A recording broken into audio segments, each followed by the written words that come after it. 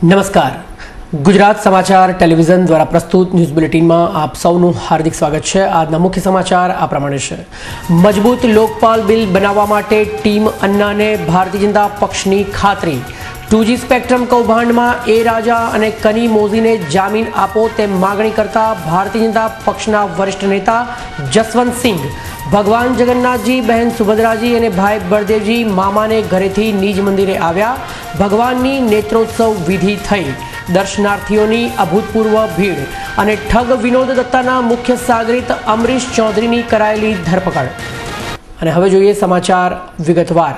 સૂચિત લોકપાલ ખરડા સહિતના કેટલાક અગત્યના પ્રશ્નો અંગે રાજકીય પક્ષોના મત જાણવા માટે રવિવારે કેન્દ્ર સરકારે સર્વપક્ષીય બેઠક બોલાવી છે। ત્યારે ભારતીય જનતા પક્ષ પોતાના કાર્ડ્સ ખોલવા માંગતું નથી।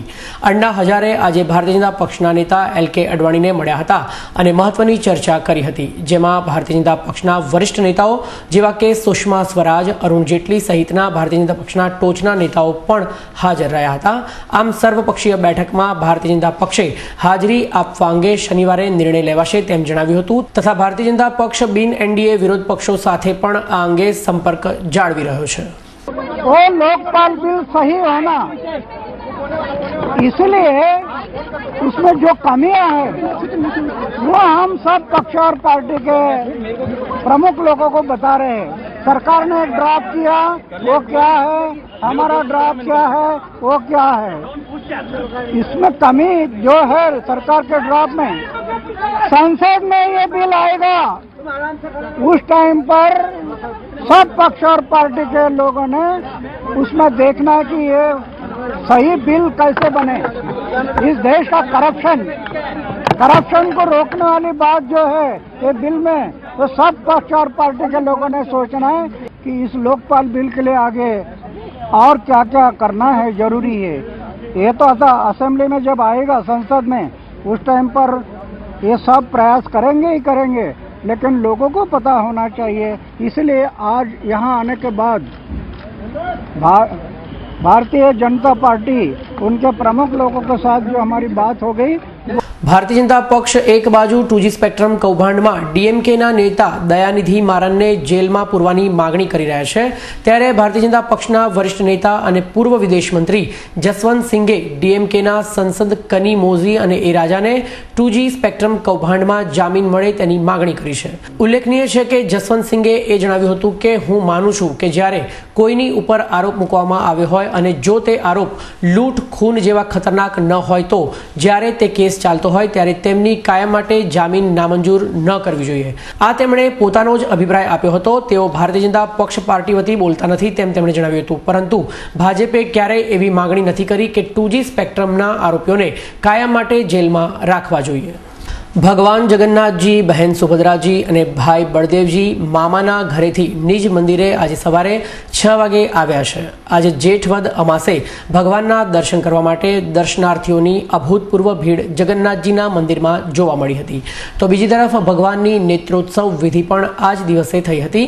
જ્યારે ભગવાન નિજ મંદિરે આવ્યા ત્યારે સાધુ સંતોને ભંડારો પણ કરવામાં આવ્યો હતો, તેમજ મંદિર પરિસરમાં મોટી સંખ્યામાં ભજન મંડળીઓ અને દર્શનાર્થીઓની ભીડ હોવાથી જય રણછોડ, માખણ ચોર અને જય જગન્નાથના જયઘોષથી વાતાવરણ ગુંજી ઉઠ્યું હતું। આ ઉપરાંત ધૂન અને ભજનથી ભક્તો ઝૂમી ઉઠ્યા હતા।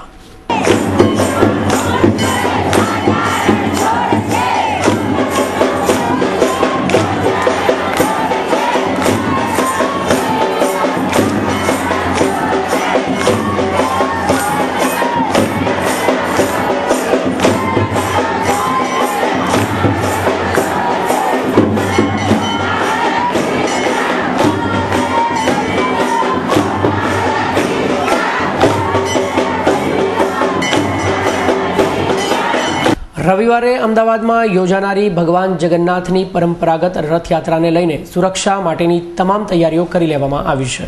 જગન્નાથ મંદિરની ચારે તરફ લશ્કરી જવાનો પોતાની બંદૂકો તથા પોતાના હથિયારોથી સજ્જ થઈને ગોઠવાઈ ગયા છે।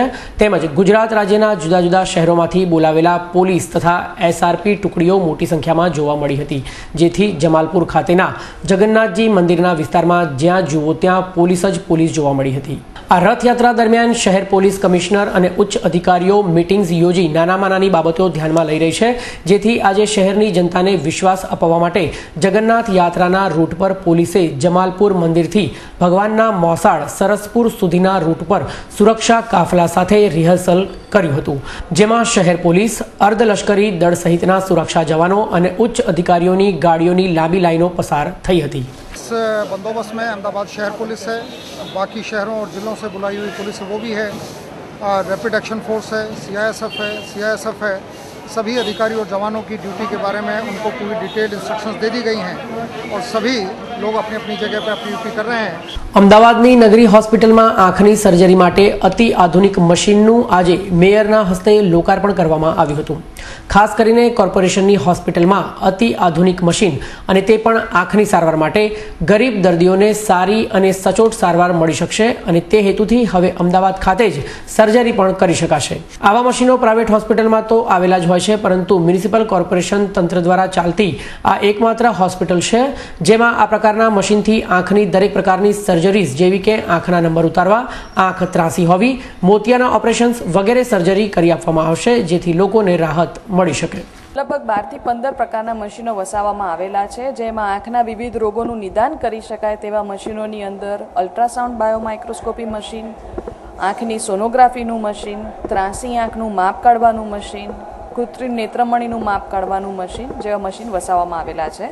જ્યારે સારવાર માટે આપણે મશીનોનું ગણીએ તો એની અંદર YAG laser machine, microscope, vitrectomy machine અને ફેકો મશીનનો સમાવેશ થાય છે।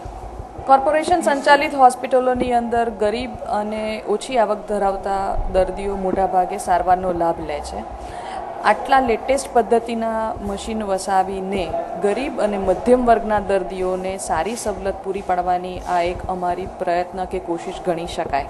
એબ્લેઝ ફિન નામની કંપની ખોલી ઊંચું વ્યાજ આપવાના વાયદે સંખ્યાબંધ લોકો પાસેથી અંદાજે 100 કરોડ રૂપિયા ઠગનારા વિનોદ દત્તાના મુખ્ય આરોપી એજન્ટ અમરીશ ચૌધરીને વસ્ત્રાપુર પોલીસે પકડી પાડ્યો છે।